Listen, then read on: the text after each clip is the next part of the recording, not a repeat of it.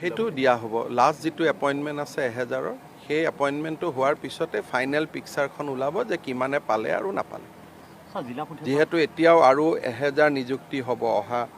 10-15 দিনৰ ভিতৰত যেতিয়া ফাইনেল নিযুক্তি হৈ যাব যে এওঁলোকে পালে এওঁলোকে নাপালে দ্বিতীয়তে কথা আৰু এটা বহুত প্ৰাৰ্থীয়ে মোক কৈছে যে স্যাৰ টকাটো ঘূৰাই নিদিব ঘূৰাই দিলেতো CSC অপাৰেটৰ বিলাকে পাই যাব আমি নাপাওঁ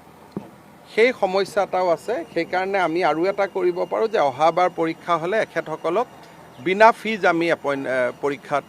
মানে পৰীক্ষা দিয়াৰ সুবিধা দিব পাৰো কাৰণ বহুত প্ৰাৰ্থীয়ে মোক WhatsAppত জনাইছে যে স্যাৰ আমিতো CSC অপাৰেটৰৰ পৰাহে দিছিলো আৰু আমিও দেখিছো এটা নম্বৰ পা 200টা ক্যান্ডিডেটে পৰীক্ষাৰ পইচা দিছে গতিকে টকাটো ঘূৰাই দিয়াৰ লগে লগে পইচাটোতো CSC অপাৰেটৰ বিলাকৰ হাতত গুচি যাব সেই কাৰণে যোগ্যজনে কেনেকৈ পায় তাকো চাবলৈ